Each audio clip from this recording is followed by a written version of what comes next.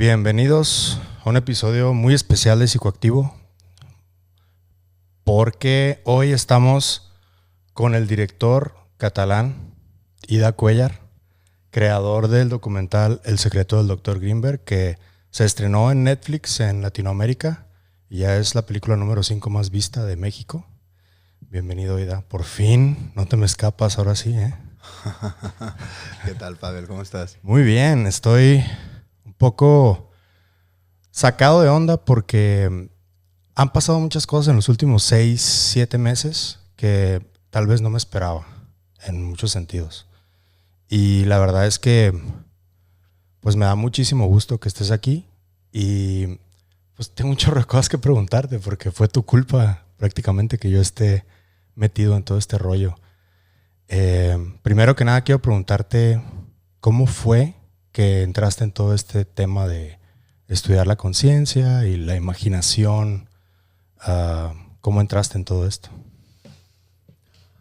A ver, hay muchas entradas, ¿no? Digamos que no tienen que ver exactamente con la película, ¿no? Porque la película sí me enteré de toda la historia de Grimberg, pues ya en el año 2010 en México. Pero estos temas a mí me vienen interesando quizás desde siempre un poco, ¿no? O sea, yo me acuerdo cuando era pequeño que pues, jugábamos con los amigos y teníamos como unos anillos que hacíamos con, ¿sabes? Con las latas de Coca-Cola, el anillito que servía para abrirlas, pues nos lo poníamos en los dedos y eran anillos mágicos, ¿no? Entonces yo se los ponía a mis amigos y decíamos que con esto teníamos poderes y a veces habíamos resucitado hormigas o habíamos torcido un barrote de hierro, ¿no? Contábamos. Entonces, al número 7 cerrábamos los ojos y luego íbamos y estaba torcido.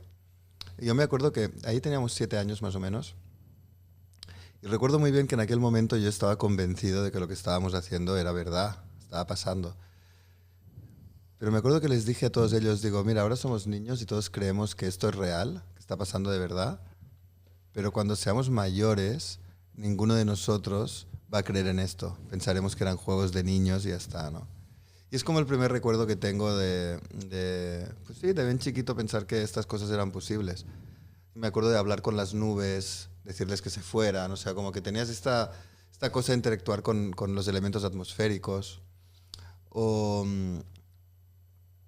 había una señora también, amiga de mi madre, que leía el tarot, y me acuerdo que ella a veces, verla allá al fondo de la casa de ella, era vecina nuestra, y verla ahí al fondo con sus cartas, que eran como prohibidas, porque mi madre no quería que me las enseñara, ¿no?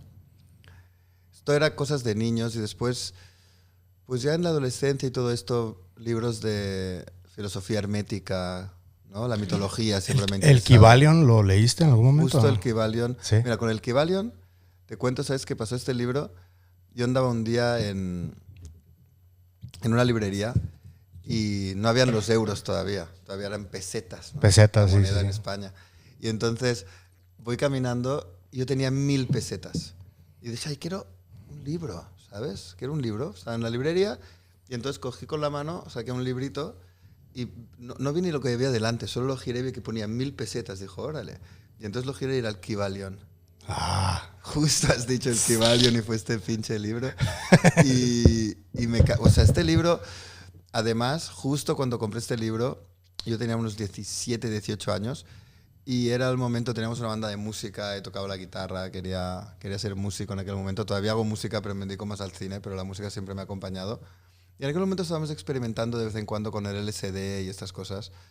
Y me acuerdo que el Kybalion mezclado con el LSD daba sentido un poco a todo, ¿no? Sí. Y bueno, pues este libro como mezcla un poco el esoterismo con el misticismo de la tradición hermética, pues muy interesante, porque en el fondo es como una explicación de cómo funciona el cosmos, la realidad y demás. Y es un libro que todavía lo tengo. Y si lo ves en mi casa, está como un moñigote lleno de notas, páginas así medio destrozadas, ¿no? Y entonces empezaste, porque hay mucha gente que dentro de todo el estudio del fenómeno OVNI están muy relacionados con este tipo de filosofías porque hablan de hermética por Hermes Trismegisto, claro, que es el que, de ahí es de donde sale todo. Y ¿qué tanto estudiaste de todos estos iniciados que tanto se habla dentro de esta filosofía hermética? Porque se habla de que pues hubo muchos, ¿no? Entre ellos está, por supuesto, Jesucristo, que dicen que se rumorea que fue uno de ellos. Que la tradición hermética es muy compleja en el sentido de que pues todos los alquimistas beben de la tradición hermética, ¿no? Muchos la colocan en el Antiguo Egipto, hay otros que dicen que no, que justo lo colocan más en Alejandría. Al final toda esta tradición es una tradición ocultista que se ha ido traspasando en generaciones y el inicio es muy difícil de fechar y también, por ejemplo, los antiguos misterios de Eleusis en la antigua Grecia, estos eran desde el siglo más o menos 7-8 antes de Cristo y duraron 10 siglos. Y todos los grandes filósofos y escritores griegos estaban iniciados, desde Platón a todos ellos, ¿no? Homero, o sea, entonces eran tradiciones en las que de alguna manera se daba a conocer el mundo invisible y este mundo invisible estaba conectado mucho con el mundo de los muertos y todos estos se iniciaban. Estaba prohibido contar lo que uno experimentaba, por ejemplo, en los misterios eleusinos. O sea, tú hacías tu iniciación ahí, pero nada de lo que veías o escuchabas podía ser dicho, incluso bajo pena de muerte. Hay un libro muy interesante que justamente es de Hoffman, el que inventó el LSD, y Wasson, que es el que descubrió a Mariana Sabina, que se llama Camino a Eleusis, y cuentan que en realidad en Eleusis se les mostraba realmente, se les manifestaba la diosa del inframundo. Y es una tradición además en la que esta aparición que tenía a cabo pues venía bajo los efectos, según ellos en este libro, de una sustancia que era el cornezuelo, que era un pequeño hongo que se hacía en el trigo. Y la diosa madre de los misterios de Eleusis era Deméter, y su hija Cora, que es después Perséfone, es la que se les aparecía, porque Cora fue secuestrada por su tío Hades, el rey del inframundo, la secuestra, ella es Cora, la de blanco, y cuando va al inframundo su madre se pone a buscarla, ¿no? A buscarla, y al final una bruja, creo que era Circe, le dice que vio como que el único que vio lo que pasó fue el sol, y el sol le dice que su tío Hades pues ha raptado a Cora, ¿no? Entonces le pide ayuda a Zeus, Deméter, y en este momento pues Zeus le da permiso para ir hasta allá y le piden a Hades que la rescate. Pero Perséfone ya había comido unos granos de granada y entonces la gente que come, o sea, si tú comes alimento del inframundo, ¿no? Del infierno, por así decir, ya no puedes nunca regresar al mundo de los vivos. Y entonces lo que acaba pasando con Perséfone es que ella pasa 3 meses del año en el inframundo, ¿no? Durante el invierno, y en primavera florece y vuelve al mundo de los vivos, ¿no? Pero ella es la reina del infierno y es esta diosa del infierno, la diosa del inframundo, que se casa con Hades además, pues tiene todos los secretos ocultos, ¿no?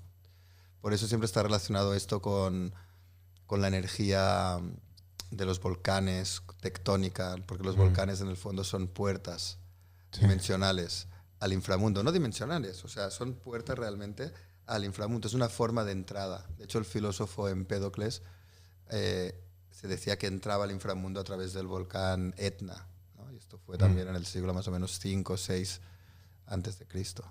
Ok. Me llama mucho la atención eso que hablas de la semilla, porque pues de ahí es de donde viene el LSD, el ergot, de la semilla del centeno. Y hay muchas como referencias a lo largo de la historia, sobre todo en textos bíblicos. Por ejemplo, lo de los 10 mandamientos, que hablaban de que había esta rama que estaba quemándose. Hay ciertas versiones, por ejemplo, el libro este de The Stoned Ape Theory habla de que pudo haber sido un viaje lo que tuvo Moisés, y cuando bajó con los 10 mandamientos fue más bien un viaje de algún tipo de planta de ese tipo. Claro, es que todo esto está relacionadísimo. De hecho, en la antigua Grecia, por ejemplo, y en Egipto también, había lo que se llamaban las incubaciones. Las incubaciones eran sanaciones a través del sueño, ¿no? La gente las ponían ahí debajo en cuevas, a veces en templos de incubación, y el sacerdote o el curandero o el sanador, ¿no? En aquel momento lo que hacía era dejar que durmieran y luego los sanaba a través de los sueños. Y todos los viajes estos que hay al inframundo, muchos de ellos son en incubaciones. Había precisamente cuevas en las que, por ejemplo, tanto Pitágoras, ellos de repente se pasaban días en estas cuevas, y estos viajes al inframundo muchas veces eran viajes pues oníricos, astrales. A ver, también los días que estuvo Jesús en el desierto, ¿no? 40 días de ayuno, y ahí pues se le aparecen, ¿no? Que estaba alucinando bien cabrón, de Pues, seguro.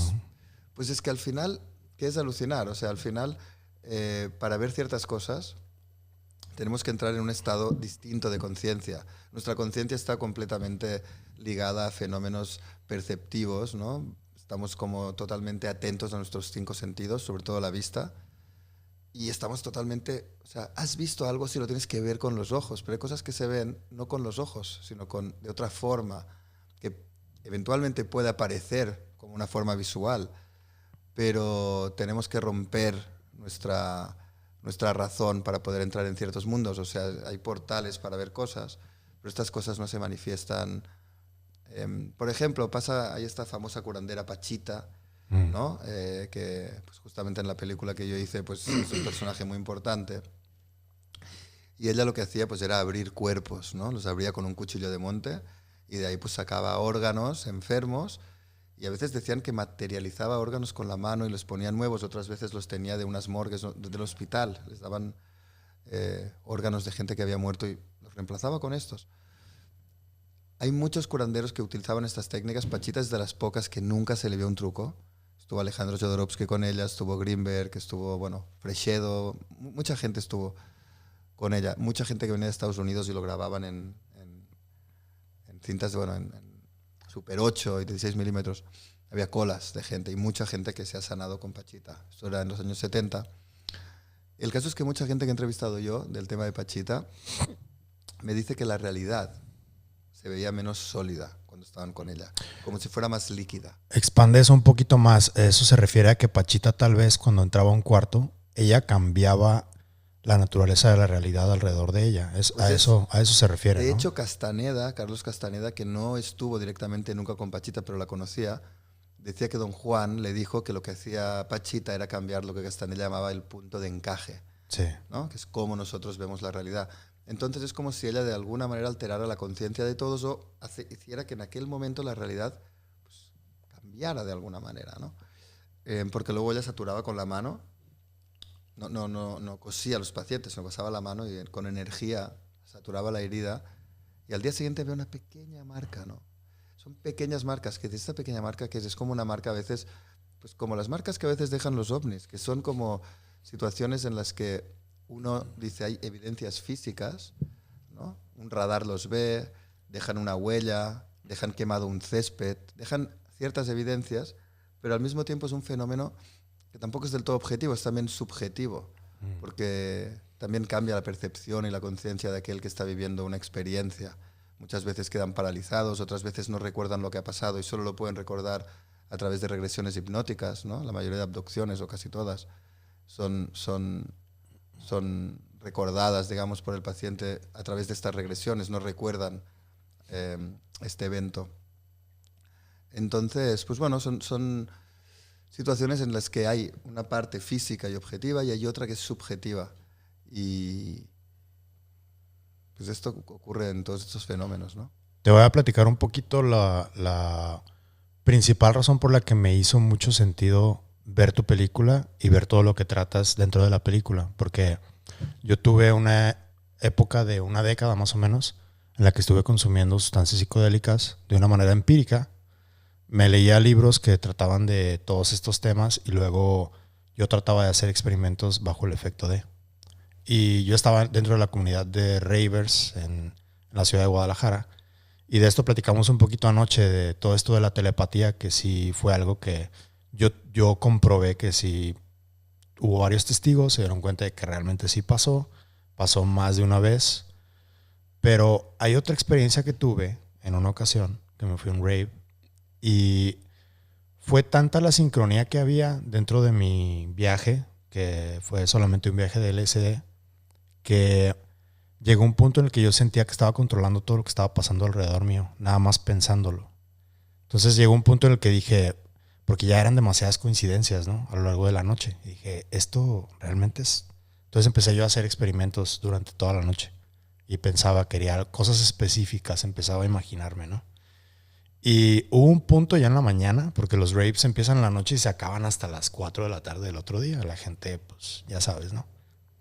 Llegó un punto en el que yo dije, vamos a calar algo muy específico que no va a pasar. O sea, no creo que vaya a pasar, entonces vamos a ver. Dije, estoy en un rave, tengo hambre, se me antoja una carne asada. Así dije. No sé cómo, pero va a haber carne asada hoy. Y nadie había llevado nada para hacer la carne, o sea. Y pasaron un par de horas y dije, pues no creo que... Y de repente llegó un amigo de nosotros, Cristian, que dijo que no iba a ir a la fiesta. Y llegó con un asador. Caminando con un asador. Y dije, no mames, o sea, ¿cómo chingados?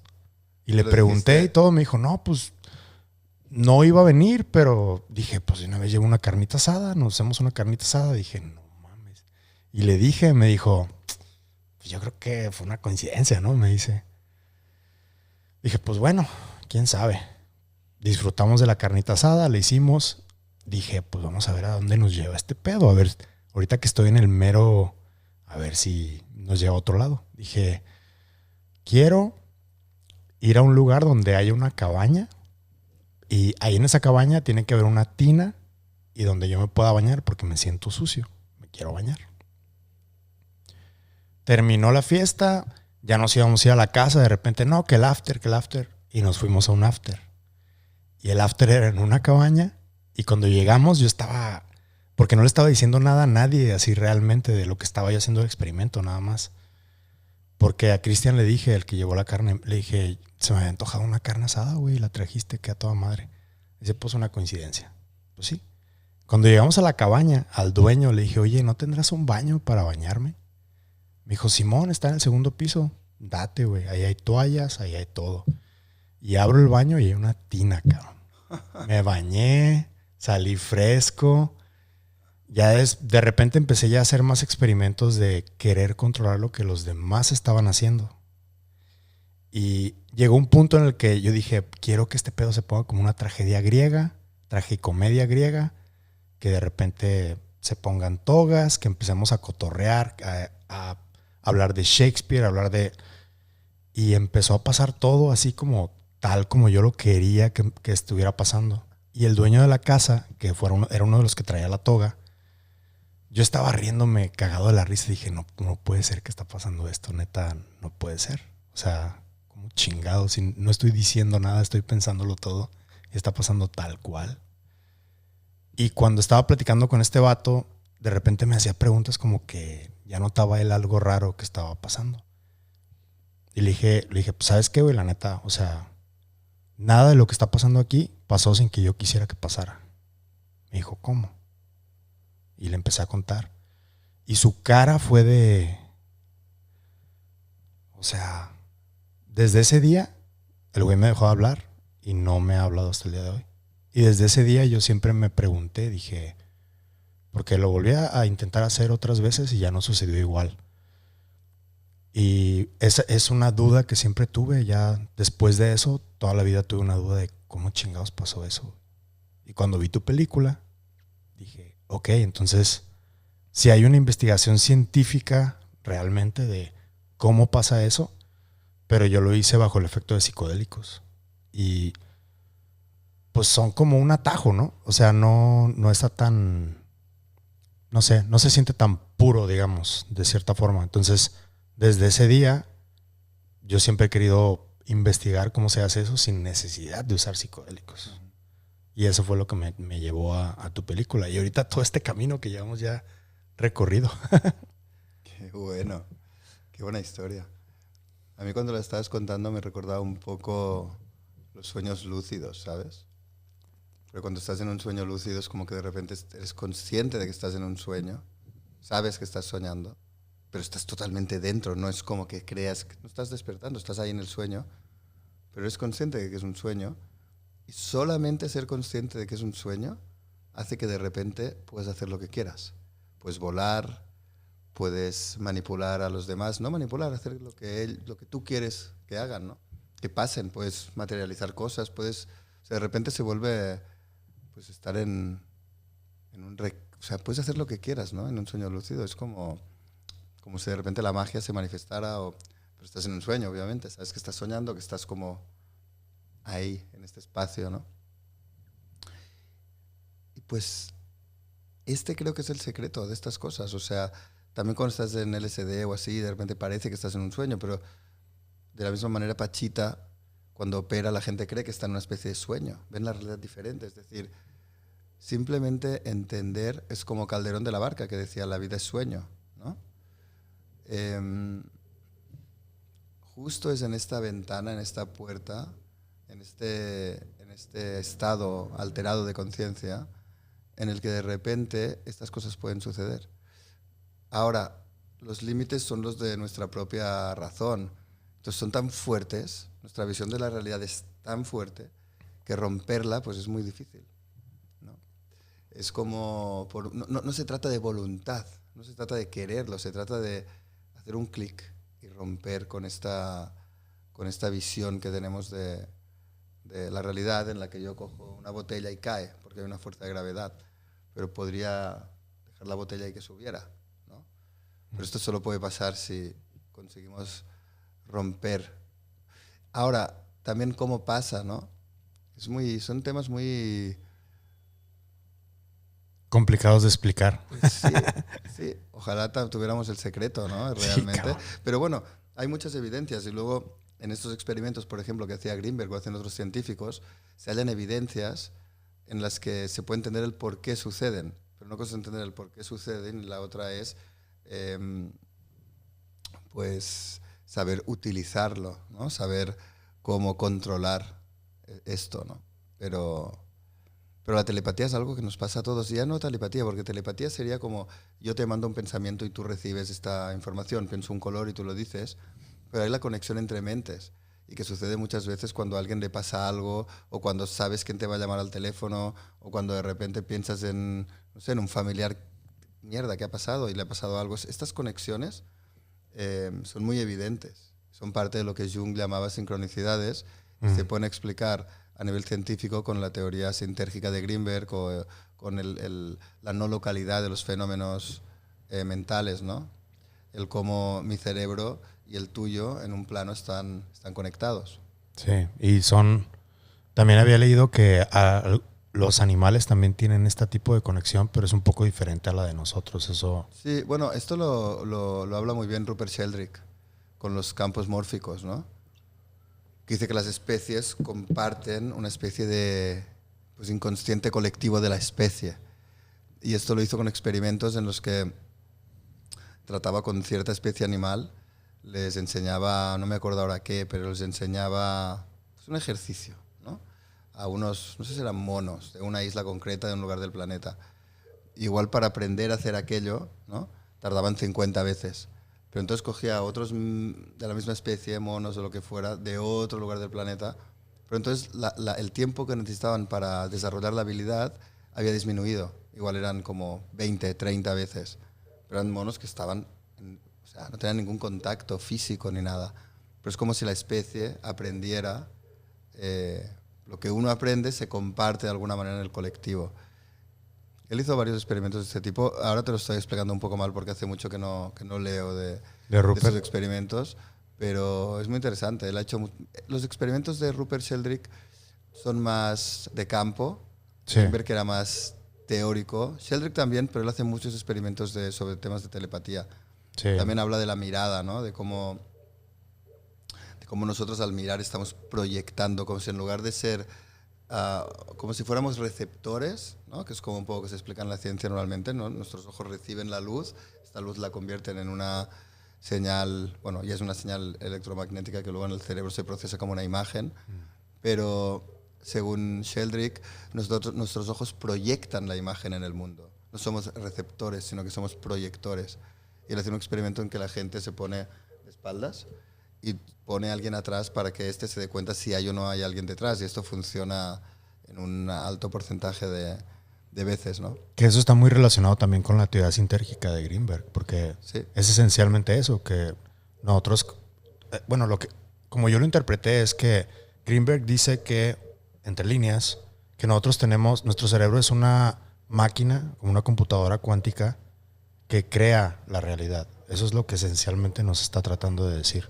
Y hay varios autores después de él y también antes de él que más o menos están hablando de lo mismo, pero yo creo que la teoría de él creo que es la que está un poquito más aterrizada que todas las demás. No sé si compartas. Sí, Greenberg, lo que él al principio quería, digamos, entender cómo se crea la experiencia, ¿no? Cómo se crean las imágenes, los sonidos, cómo nuestra conciencia se crea de alguna manera, ¿no? El hecho de percibir la realidad. Entonces, en su teoría, él dice que nuestro cerebro tiene un campo, es decir, la actividad cerebral de nuestro cerebro, digamos, crea lo que es un campo, él le llama campo neuronal, que sería la suma de toda nuestra actividad cerebral. Y este campo neuronal entra en contacto con lo que se conoce, él le llamaba la latiz, pero sería como el campo cuántico, es decir, pues, al fin, el universo en sí mismo, ¿no? La realidad que nos rodea y de la que a la vez somos parte. Entonces, de alguna manera, la conexión entre nuestra mente, nuestro campo neuronal, y la estructura del espacio-tiempo entran en contacto, y en este entrar en contacto se crea la realidad perceptual, tal y como la conocemos. Ahora, según Greenberg, lo que él decía es que no es simplemente estamos recibiendo esta información, sino que al mismo tiempo nosotros estamos mandando información a la latiz. Y que además nosotros al interactuar con la latiz pues estamos creando la realidad, pero ella nos llega, pero al mismo tiempo nosotros podemos hacer el ejercicio inverso y modificar la realidad, que es lo que dice que hacía Pachita, y la modificas antes de que la percibas. Es una co-creación, estamos percibiendo la realidad y creándola al mismo tiempo. Y de esta forma pues podemos explicar el por qué vemos y no vemos, es decir, culturalmente estamos educados para ver según qué cosas y algunas no. O sea, los animales ven la realidad de una manera completamente distinta que nosotros, pero están experimentando con la misma estructura espacio-temporal, llámale campo cuántico, ¿no? Que también lo que dice es que todo está unido, no hay una separación entre nosotros y lo que vemos. De hecho, todas las teorías científicas que hablan de la teoría del todo, las supercuerdas, o sea, las teorías más avanzadas en ciencia, de todos modos no incluyen el sujeto dentro de la teoría. Es decir, ven el universo como algo separados del sujeto que la está percibiendo.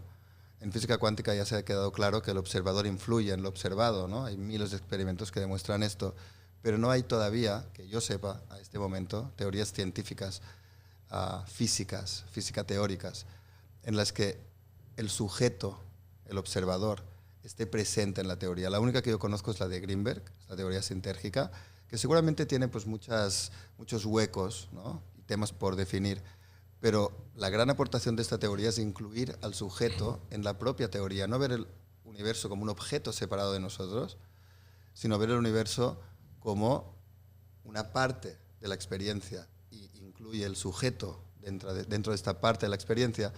Y esto es una cosa que también otra vez el fenómeno OVNI nos pone delante de la cara, porque no es solamente naves que aparecen con seres de otros extraterrestres. Hay una experiencia subjetiva muy importante en el fenómeno.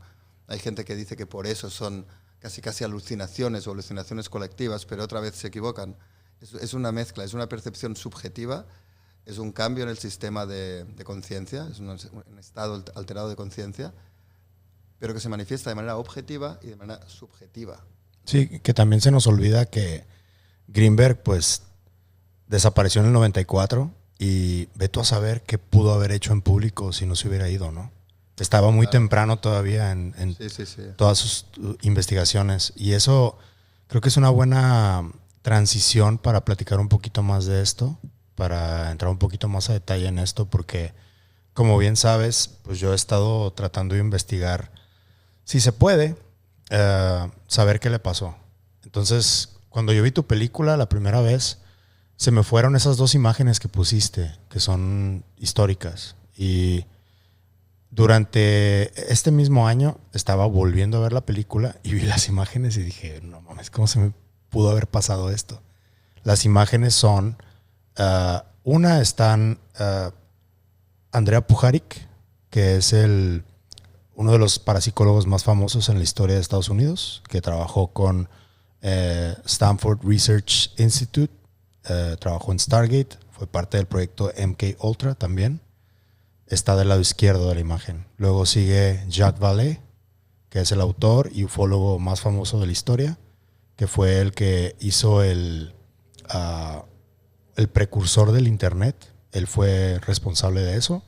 Y aparte, pues tiene sus libros famosos del Colegio Invisible, Pasaporte a Magonia, y fue uno de los que fue parte del proyecto Blue Book con el doctor J. Allen Hynek, que es de donde sacaron Encuentros Cercanos. Después de él está John Keel, que es el autor de Operación Caballo de Troya, que también mítico. Y luego está Jacobo, del lado derecho de la imagen, que fue algo que... Entonces ya cuando vi las imágenes y con todo lo que estoy haciendo dentro de mi canal, dije, entonces creo que voy bien por el camino más o menos. No sé bien qué fue lo que pasó, pero empecé a hacer preguntas, empecé a acercarme. Estas conferencias, que fueron en los 80s más o menos, hubo unas en Brasil, hubo unas en Costa Rica, otras en España. ¿Tú me diste alguna información de ellas? Ya he estado recabando más información, pero como que da la impresión de que estaban investigando algo fuerte, pesado, y pues llega la desaparición de Jacobo. ¿Cuál es la impresión que te dio a ti el haber sabido de estas conferencias y de estas más fotografías y más información que yo te di? Claro, estas conferencias sí se produjeron en los 80s y 90s. De hecho, la última conferencia en Costa Rica, según el comandante de policía que llevaba el caso, fue un mes antes de desaparecer Greenberg. En esta conferencia, el comandante Padilla dice que mucha gente opina que Greenberg volvió como muy nervioso y alterado de estas conferencias, incluso que fue hospitalizado por estrés, algo que no dijo nunca, pero que hay constancia de ello. Y bueno, y después de esto desaparece, ¿no? Entonces, lo que creía Padilla es que Greenberg, eso es una cosa que cree Padilla, ¿no? Pero que había sido de manera secreta financiado por alguna institución americana, gobierno de Estados Unidos, sin que el propio Greenberg lo supiera. Cree que en Costa Rica pasó algo, quizás le informaron de esto, quizás le pidieron ir a trabajar con él, y bueno, y finalmente Greenberg, de forma forzada aparentemente, podría haber ido al otro lado, a Estados Unidos, a trabajar en algún proyecto secreto. Esto era la idea que tenía el comandante Padilla. Cuando él empieza a decir estas cosas, pues directamente empieza a tener muchas presiones de parte del gobierno mexicano. Incluso la presidencia de México se pone en contacto con él para recabar información sobre el caso. Y bueno, hay un testigo, ¿no?, que le dice a Padilla que Greenberg que vio bajar a Greenberg y a su esposa en un aeropuerto privado cerca de Boulder, Colorado. Y Padilla quería investigar esta pista, pero no le dejan ir a Boulder. Entonces, en este momento, pues, le sacan del caso, ponen a otro agente a que averigüe de qué va el tema, y le dicen que donde él decía que había un aeropuerto y un campo de golf, y que él está delirando. La familia tampoco le cree, la familia del doctor, y pues le sacan del caso, luego le acusan de robo de autos y luego lo sacan de la policía. Padilla, un detective que había solucionado todos los casos a los que había entrado, este último caso le obsesionó por la figura del doctor y por todos los misterios que había alrededor, y finalmente es el último caso de su vida y el único que no pudo resolver. Cuando él más cerca estaba de resolverlo, pues dice que lo echaron de la policía y lo acusaron de robo de autos y se quedó pues sin empleo, ¿no? Claro, cuando yo preguntaba a gente, bueno, pero podría ser que hubiera un interés del gobierno americano, que las investigaciones de Greenberg fueran importantes para alguien. Siempre me decían, no, pues Greenberg en aquel momento ni siquiera era conocido fuera de México, ¿no? Cosa que es mentira, porque daba conferencias en Alemania, daba conferencias en televisión en España.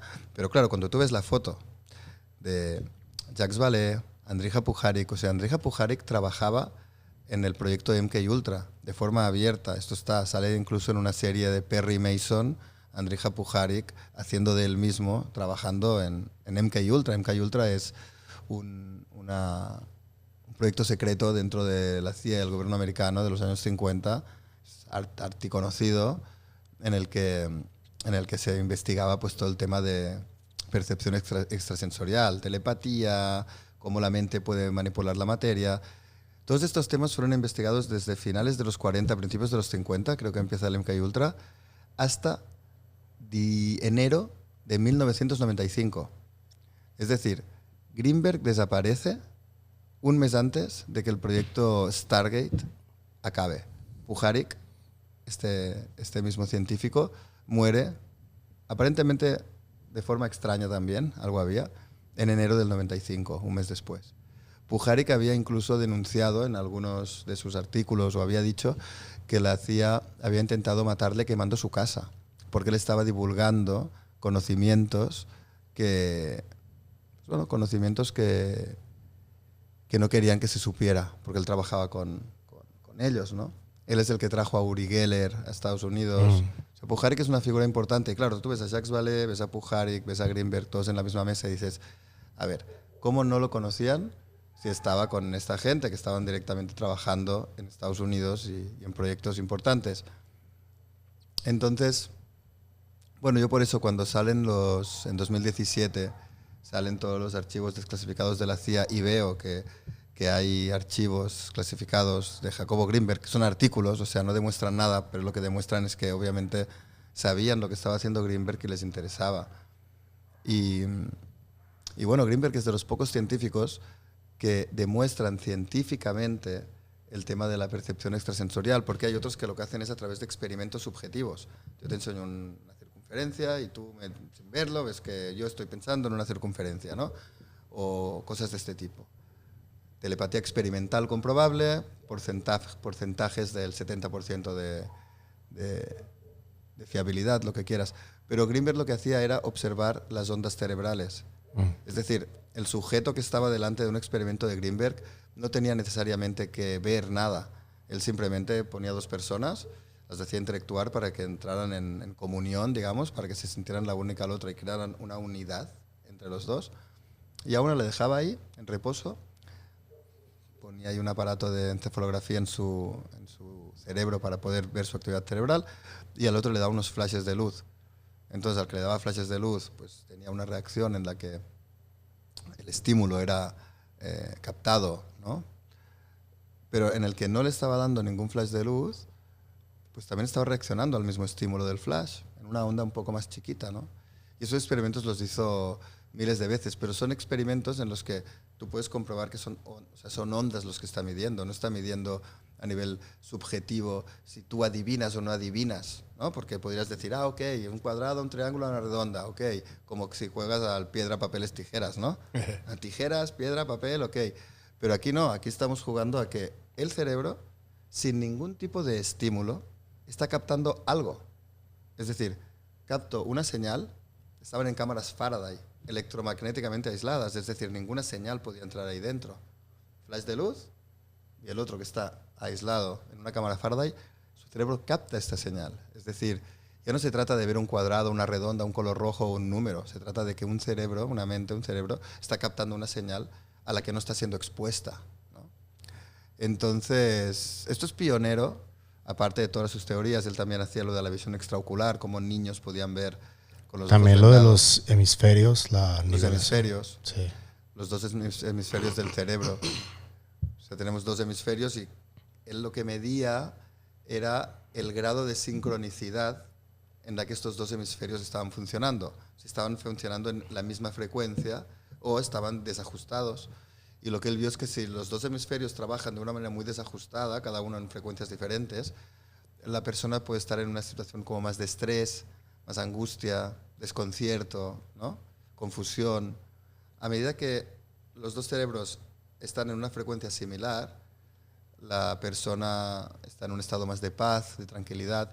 Y cuando están en altas frecuencias y a la misma frecuencia o muy parecida, ahí entramos en estados que son como, pues a veces parecidos a la iluminación. Es decir, el sujeto reportaba que se sentía conectado con el todo, que de repente sentía un gran amor, que se sentía como parte del cosmos, con una gran empatía, con una gran...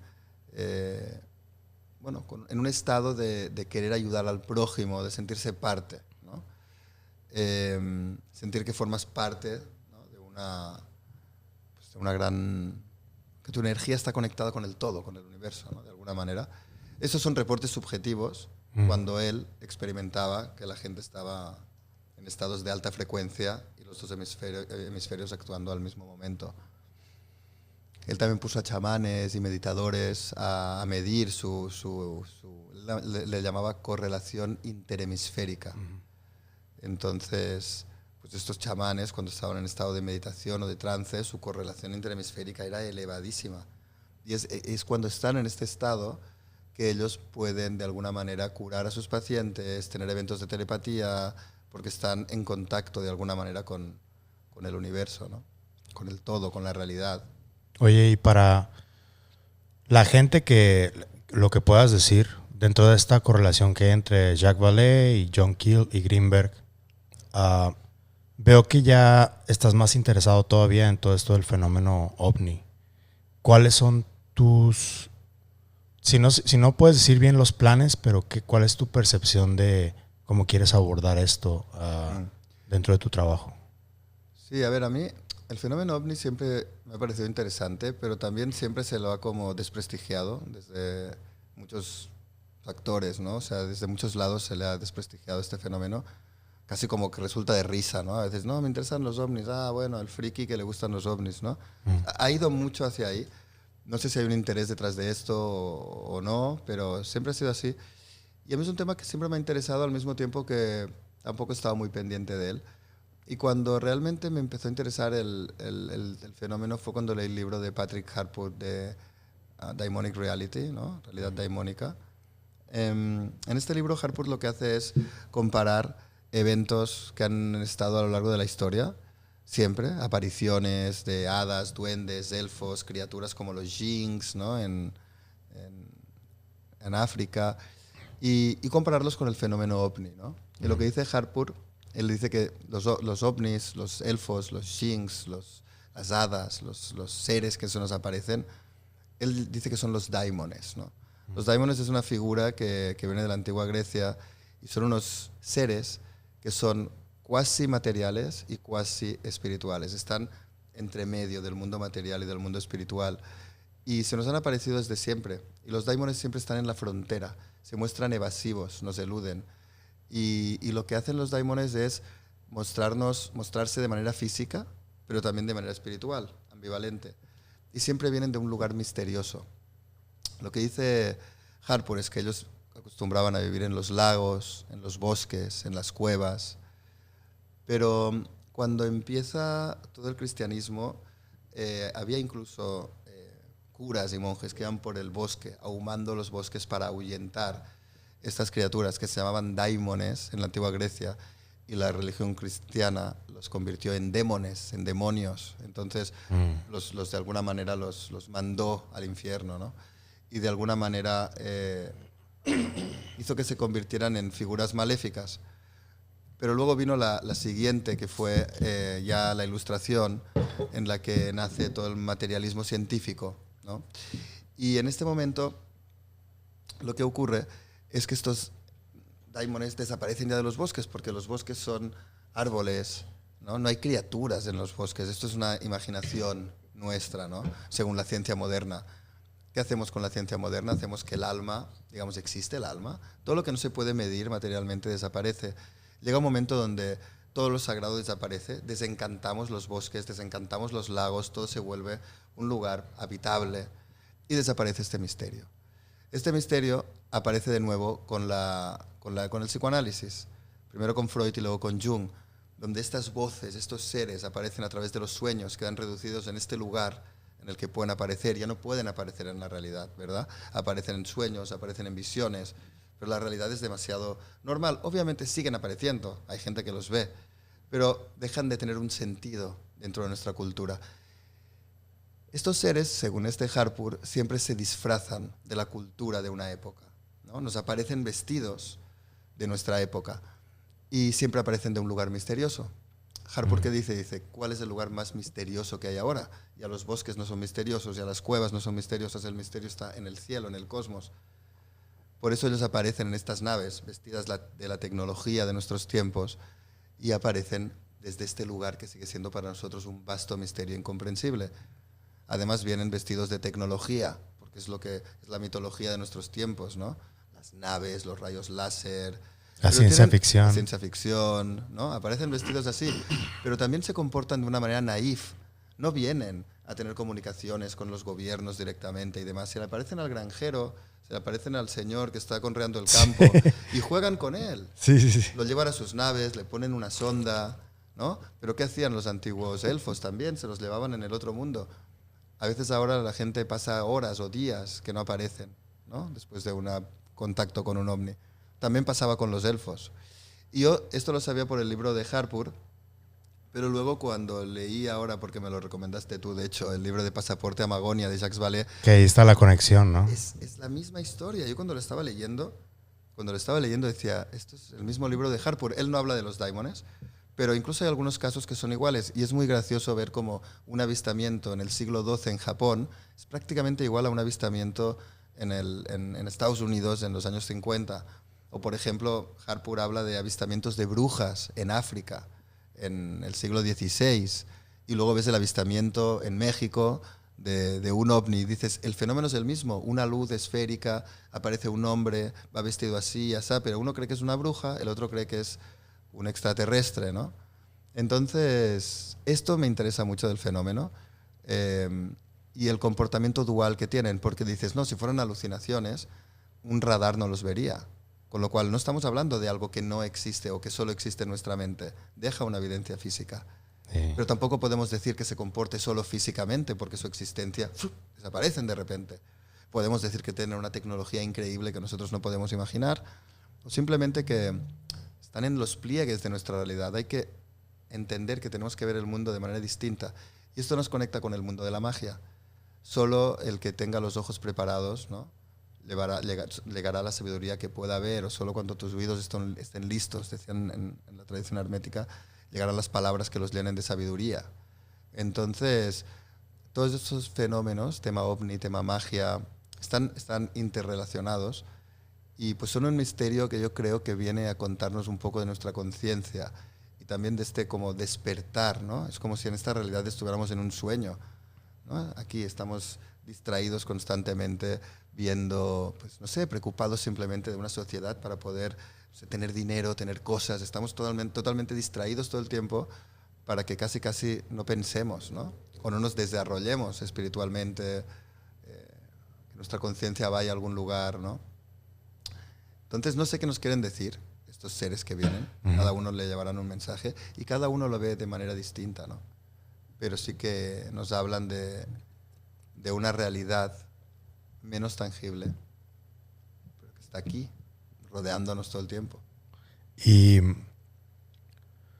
cómo lo vas a querer abordar cuando sea tiempo? Porque ahorita ya más o menos estás como empezando a recorrer un camino, pero ¿qué ideas se te ocurren para poder abordarlo? Sí, tú cortas luego. Es tuya, no pasa nada.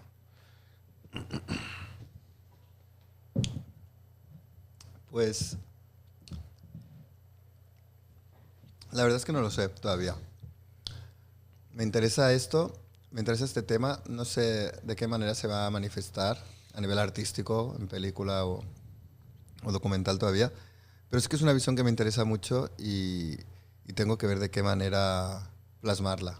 O sea, no sé todavía. ¿Crees que porque para mí este es uno de los temas más importantes que podemos abordar? Porque si bien dentro de mi familia, por ejemplo, hay algunos que piensan que estoy medio loco por tratar de abordar estos temas, para mí la manera en la que lo estoy tratando de abordar es desde un punto de vista periodístico. Ver qué personas que tienen las credenciales suficientes o creíbles para hablar de este tema están hablando de este tema y por qué están hablando de este tema. Hace rato te estaba hablando de que personas como Barack Obama o Hillary Clinton están reconociendo que el fenómeno es real, que hay algo. Y yo siento que personas como tú, personas como James Fox, personas como otros cineastas que han estado interesados en esto del fenómeno, van a ser los que van a ayudar más a poder entender todo esto. Y es por eso que siento que la visión que tú tienes de lo que más o menos estás entendiendo de lo que es el fenómeno, creo que va a llegar a sumar a todo un ecosistema que ya existe, ya está impuesto, pero siento que sí hacen falta voces de fuera, porque ya es como todo toda una maquinaria que ya está corriendo y que ya se conocen entre todos, ya. Entonces, el hecho de que tú llegues a tratar de explicar o tratar de poner tu versión de lo que es el fenómeno, creo que mucha gente sí lo va a tomar como una curva que no se esperaban, ¿sabes? Y eso a mí me emociona bastante. Por eso, cuando tú y Alex, el doctor Alex Gómez Marín, me hablan de que están interesados en explorar el fenómeno, siento que es el paso en la dirección correcta, me parece. Sí, yo creo que, claro, no sé, yo la verdad es que no he visto tantas películas de ovnis y tal, he visto algunas, ¿no? Documentales. Y, y no sé, siento que sí, o sea, que hay que darle una mirada, yo no sé si distinta, pero de intentar entender el fenómeno, no tratar de explicarlo solamente, sino darle un contexto, ¿no? Darle un contexto. Y por ejemplo, Harpur lo que hace en sus libros es darle un contexto a través de la filosofía y la mitología para entender el fenómeno no como un fenómeno solamente físico, sino tratar de entenderlo en su conjunto y como parte de la conciencia. También estaba Terence McKenna, que el otro día escuchándolo decía que estos seres, porque él también decía que hacía el contraste o el paralelismo un poco entre los elfos, hadas y las apariciones del fenómeno UFO, ¿no? O UPA. Entonces, él decía que eran producto, de alguna manera, del anima mundi, ¿no? El anima mundi es este concepto también griego en el que, digamos que la Tierra o el planeta en sí o el cosmos en general tiene un alma, ¿no? Y esta alma se comunica con nosotros, ¿no? Y estas criaturas, también lo decía Harpur esto, son parte de esta anima mundi, son los mensajeros, ¿no? Serían, en el caso de, pues los mensajeros entre nosotros y los dioses, son estos seres que están entre medio de los dos mundos y se nos aparecen para darnos mensajes. Y lo divertido también es que siempre, muchas veces son surrealistas, son graciosos, son como, porque nos quieren romper nuestro ego, nos quieren romper nuestra mirada racional, vienen a quebrar, no vienen serios y tal, vienen casi como si fueran... Te juegan bromas. Te juegan bromas, Sí. te juegan bromas. Pero son bromas, en el fondo, supongo, primero para que les hagas caso, pero también para que no les hagas el caso como si fueran verdades absolutas. Vienen a mostrarnos la ambivalencia de la realidad en la que vivimos. No sé exactamente, ¿no? Pero sí son juguetones. Sí, son muy juguetones. Son juguetones. En inglés le dicen the trickster, que también Jacques Vallée habla mucho de eso en Pasaporte Magonia. Que Es como el Joker, Simón, ¿no? Simón, Es como el Joker, es como en la carta del tarot, en el tarot está el loco, Simón. ¿no? Y el loco es el loco y viene a romper nuestra visión. Por ejemplo, en muchas ceremonias de Norteamérica, en tomas de jicuri, peyote y demás, hay a veces la figura también del Joker, del payaso sagrado. Se pone una máscara y viene a hacer todo lo que está prohibido, viene a reírse, viene a provocar, viene a romper, también a que no nos tomemos las cosas tan en serio, ¿no? Sí. Es como la broma sagrada, el payaso sagrado. De hecho, en un altar, a veces hay el altar serio, ¿no? El altar en el que ponen pues, las velas, las ofrendas y tal. Y a veces ponen otro altar, que es el altar de la cerveza, el altar ¿no? El altar de todo. De Dionisio. Sí, de Dionisio, y lo ponen enfrente, como para darle un espacio también a esto, ¿no? Entonces, pues sí. Es una pregunta que siempre me he hecho, que me dicen, si te das cuenta de que la inteligencia no humana existe, ¿qué quisieras saber de los extraterrestres? Y yo, pues lo primero que pienso es qué tipo de sentido del humor tienen. Si se pueden hablar de tetas y culos o de una manera soez, como lo hacemos nosotros los humanos, o de chistes de caca y todas estas mamadas. Quisiera saber si se pueden reír, si tienen si saben albures, todo este pedo. Yo quiero saber eso. Es lo que a mí me llama más la atención. Está bueno. Y me dicen, bueno, güey, pues que, o sea, todo el mundo, yo llegué al espacio, a todo este espacio de la ufología en Estados Unidos y todo el mundo está serio, molesto, traumatizado y es como que, güey, o sea, no me parece tan bueno este approach, como que creo que incluso ellos nos están viendo que estamos tomándonos todo tan en serio, como que, e incluso ellos yo creo que hasta se han de estar pitorreando de nosotros, güey. Es que ellos son una parte de nosotros. Eso es lo que creo. Porque no es que sean seres separados, son parte de nosotros. Pero imaginemos, nuestro cerebro consciente es una parte así chiquita. O sea, el 90% o más es como un océano, estamos en la superficie. Todo lo que hay debajo es nuestro inconsciente. Actuamos inconscientemente todo el tiempo. O sea, nuestros actos, la mayoría de ellos, vienen determinados por muchas cosas que tenemos no resueltas, traumas, o sea, de todo. Entonces nuestras acciones son producto muchas veces de esto. Jung decía que un conflicto interior no resuelto se muestra en el exterior en forma de destino. Entonces, estos seres están ahí porque son parte de este inconsciente colectivo, son parte de nosotros. Lo que pasa es que los vemos como fenómenos separados. En astrología, por ejemplo, cuando tienes un planeta en oposición, este planeta lo vives fuera. Si tienes a Plutón, como yo lo tengo, por ejemplo, en oposición al Sol, estas figuras plutonianas te aparecen en tu vida, te aparecen de fuera. Yo lo tengo en casa 7, relaciones, pues relaciones de repente donde la mujer se enfada y no sé qué, y pues tienes esta mujer ahí porque tienes a Plutón en casa 7. Cuando ya lo puedes ir integrando, puedes hacer que esto se vaya relajando porque este Plutón ya lo estás como resolviendo interiormente y entonces no necesitas esta figura afuera, que a veces puede ser un jefe encabronado. Tengo un jefe encabronado, dejo el trabajo, pero al cabo de 2 días tengo a no sé quién encabronado y repito el patrón, ¿no? Es decir, el inconsciente se está manifestando constantemente afuera y de alguna manera estas figuras, llámales apariciones y demás, se aparecen ante nosotros. A mucha gente no le aparecen nunca en la realidad, pero se le aparecen en sueños, ¿no? Hay muchas formas en las que se manifiestan, pero de alguna manera están unidos a nosotros, son parte de nuestra conciencia. No significa que no estén fuera también y tengan su... Pero el adentro y el afuera hay un punto en el que son lo mismo, y esto lo demuestra también la sincronicidad. Pienso algo, luego ocurre.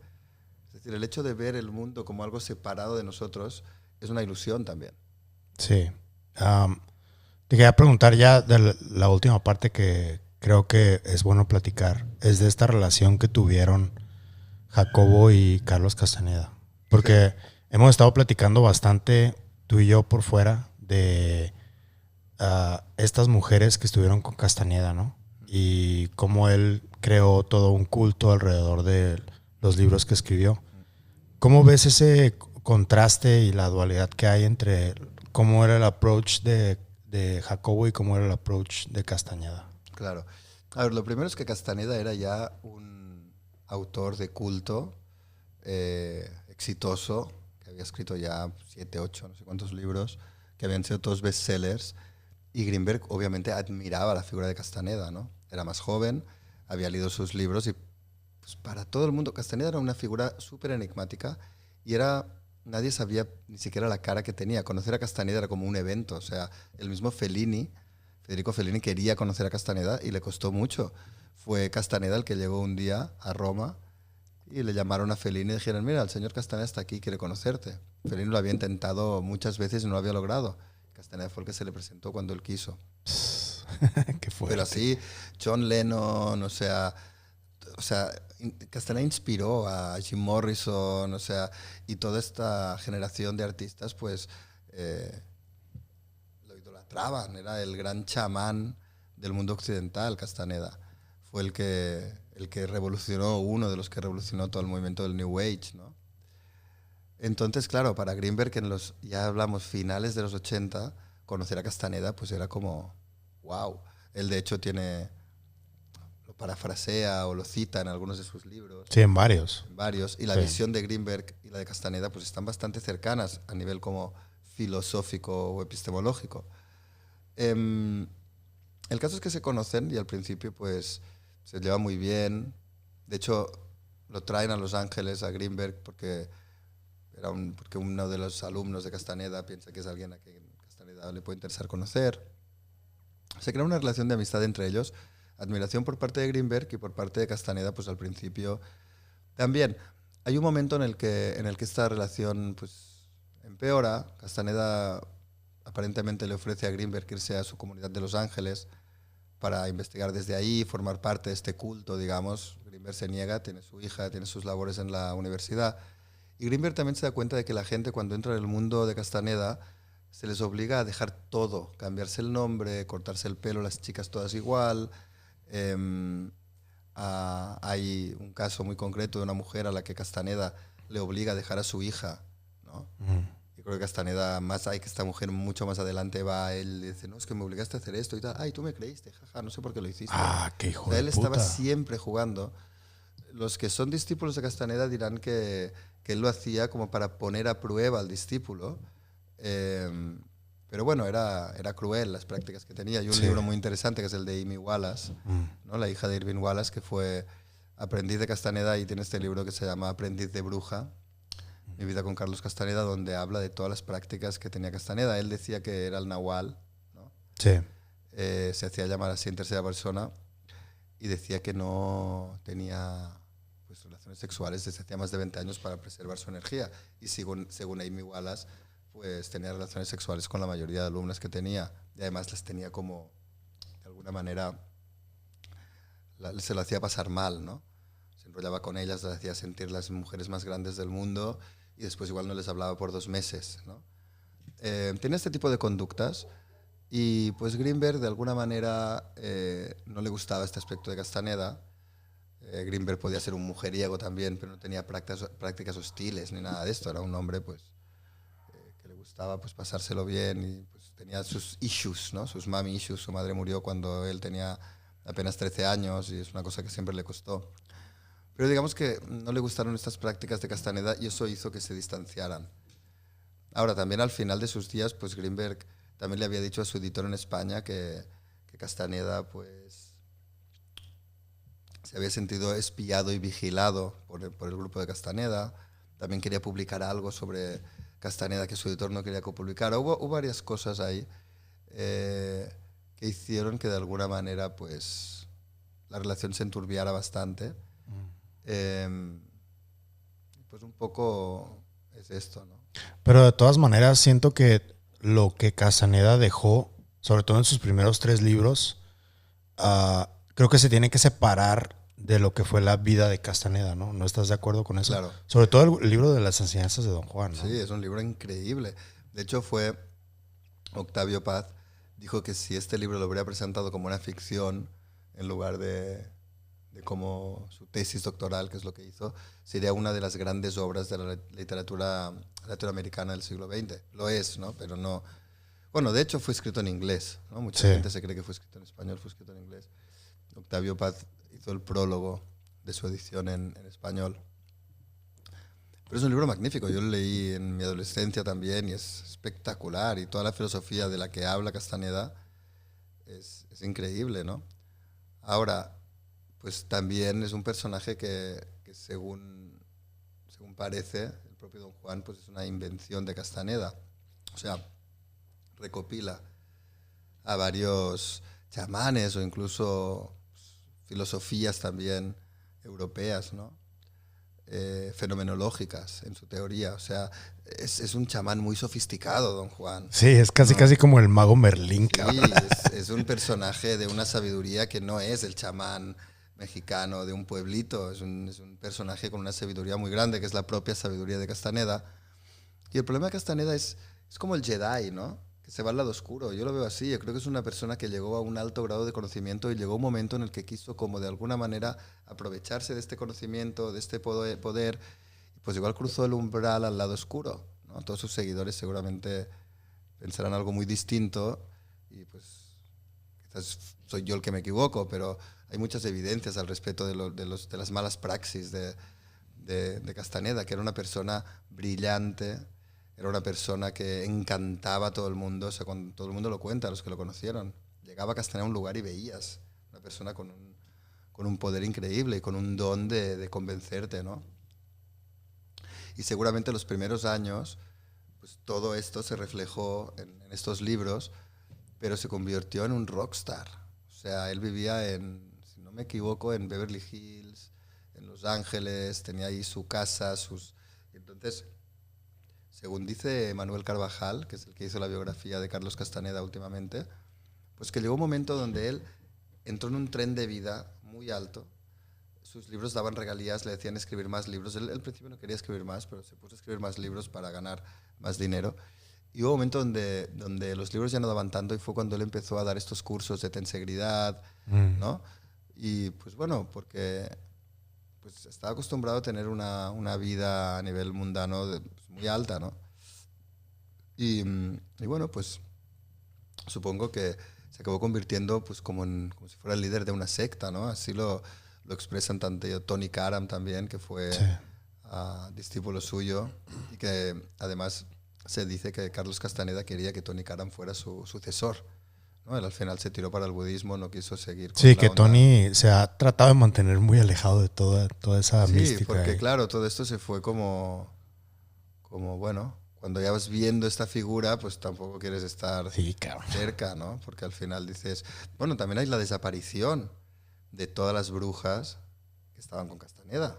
Taisha Velar, Florinda Donner, ¿no? La Yuri Alexander. A ver, cuéntale a la gente O sea, cómo Castaneda, desaparecieron, cómo. Castaneda cuando muere Castaneda, porque hay un acta de función, hay gente que dice que es falsa, ¿no? Que es como para hacer ver que fue así, pero Amy Wallace lo cuenta. Castaneda estaba enfermo, de hecho estaba siendo medicado por enfermedades graves y tal, seguramente tenía un cáncer pulmonar, creo. Entonces Castaneda empieza a decir que él va a cruzar el umbral y va a ir al otro mundo, igual que hizo su maestro Don Juan. Él siempre decía que él cruzaría al otro mundo llevándose su cuerpo y que solo los nahuales podían viajar así, dejar este mundo y ascender al mundo siguiente. Y él estaba creando este mito, cosa que pues, los seguidores de Castaneda pues, piensan que así fue, ¿no? Que él cruzó a otro mundo llevándose consigo pues, su propio cuerpo. Él empezó a decir esto y decía, bueno, ya está llegando el día de la partida y demás.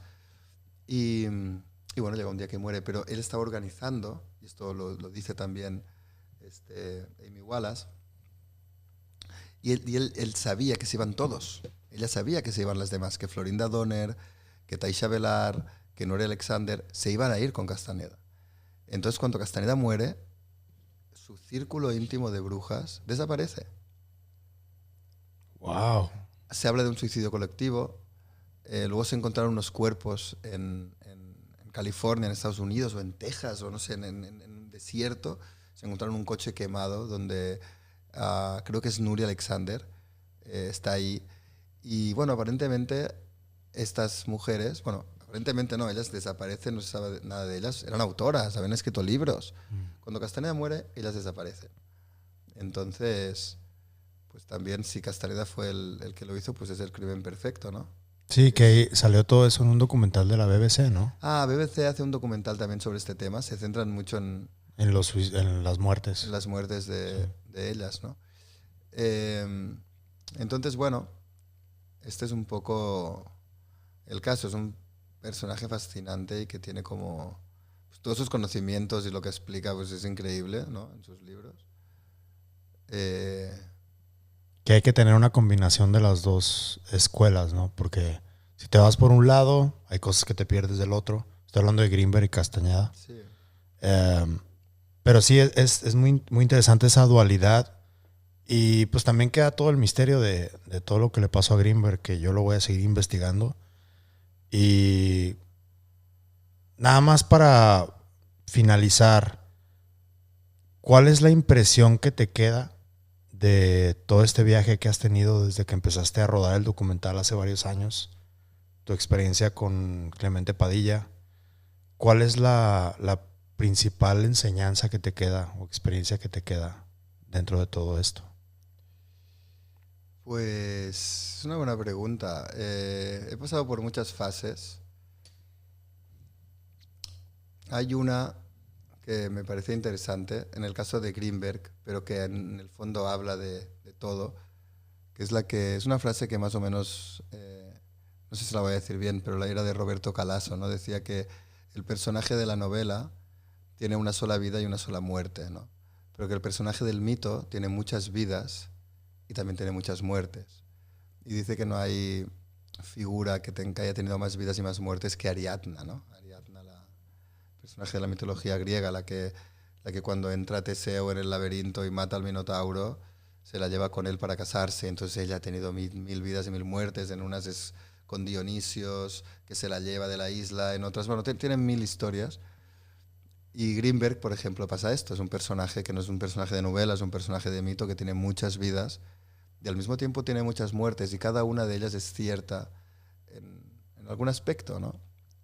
Y pues esta multidimensionalidad, digamos, es la que creo que me queda, de alguna manera, no querer entender la realidad como única y singular, sino que tiene una pluridimensionalidad, que tenemos que entender, que hay que aceptar y abrazar la paradoja, que el misterio en el fondo es siempre un misterio, que no lo vamos a resolver con nuestra mente racional. Es el misterio el que va a acabar cambiando nuestra mente racional para que nos abramos al misterio, ¿no? Para que podamos navegar estos mundos. ¿No has tenido nunca la sensación de que estás soñando y en el sueño haces ¡pum! Lo entiendo todo. Sí. Y te despiertas por la mañana y haces mierda. Se me fue. Se me fue. Sí. Pues se me fue. Es esto. Qué fuerte. Ida. Qué surreal tenerte aquí, la verdad. Qué surreal, ¿no? Te quiero agradecer. Para mí es surreal también estar aquí contigo. Además, no en Zoom ni nada, estar en el mismo espacio. Yo sigo pensando que todo esto de la teoría sintérgica es en gran parte algo que me está pasando a mí. Porque hace 7, 8 años le mandé un mensaje a una persona que se llama Mark Ellis, que él es comediante y es un crítico de cine que seguía yo mucho. Y le escribí hace 7, 8 años y le dije, oye, estaría bien chingón poder trabajar algún día contigo y con Christian Harloff. Y en diciembre yo me di cuenta que Christian estaba haciendo contenido sobre ovnis y todo esto. Y le escribí un correo. Y me contestó el correo, tuvimos una llamada y empezamos a trabajar juntos en menos de 2 semanas después de eso. Yo no me acordaba de ese mensaje. Y en uno de los mensajes que luego me escribí con Mark, me dijo, ¿te acuerdas que me pusiste esto? Y lo leí y dije, no mames. Pues vigila con lo que deseas. Sí, cabrón. Pero esto es como el mismo viaje que me contabas antes del LSD. Sí. que vas como proyectando lo que iba a ocurrir, ¿no? En aquel momento era muy en el momento y era experimental, pero quizás era una enseñanza que se te estaba dando, sabiendo que al final lo que quieras se puede hacer realidad. Igual no en un timing tan apresurado como todo al mismo día, como este día que tuviste ahí, pero sí que si vas deseando desde una honestidad y con un pensamiento puro, genuino, las cosas se van dando, ¿no? Sí. Si dejas atrás estos cinismos, ironías, ¿no? Vivimos en una sociedad que es muy irónica, muy cínica, ¿no? Es esta sabiduría cínica, ¿no? Pero si te abres a la ¿cómo sería? A este mundo más naif, a no tener miedo, a ilusionarte. A mí una palabra que me encanta que es entusiasmo. Ah, sí. ¿No? Que entusiasmo es enteos, es Dios interior. Cuando uno se entusiasma está despertando su Dios interior. Entonces, si viajas en esta frecuencia del entusiasmo, del naif, del no tener miedo. Había Mircea Eliade que hablaba de las cosas, el ridículo, ¿no? La importancia del ridículo. Uno tenía que exponerse al ridículo. Porque si quieres mantenerte serio y demás, siempre vas a estar ahí encartonado, ¿no? Pues te expones, si dejas, si te atreves, si exaltas tu ridiculez, estás llegando a un lugar en el que no te importa lo que piensen los demás. En un lugar en el que tú puedes ser como quieras. Pues es un poco como el Joker que hablábamos antes. Entonces, en este estado de ridiculez, de genuinidad, de no querer gustar a los demás, de ser como uno es, de entusiasmarte con las cosas, de darlo todo con algo, si entras en esta frecuencia, pues creo que el universo también se manifiesta y te juega contigo. Sí. Bien, pero hay que atreverse a jugar con él, ¿no? Qué curioso que me digas eso porque mi novia dice que soy un Golden Retriever, pero versión humano. Pues ahí está. Sí. Ahí está. Ida, por último, quiero nada más, si nos puedes anunciar qué es lo que acaba de pasar con Netflix y con tu documental, El secreto del Dr. Grimberg, por favor. Pues sí, mira, la verdad es que para mí esta película que hicimos, que le fue muy bien en los cines y demás, tardó mucho en que estuviera en una plataforma y para mí siempre Netflix había sido como la plataforma. Pero bueno, por una u otra cosa nos costó mucho y ahora finalmente ya nos compraron la película y la tenemos en Netflix desde hace 2 días para toda Latinoamérica. En Estados Unidos todavía no, esperemos que vaya muy bien aquí y que también acabamos teniéndola en Estados Unidos, nos encantaría.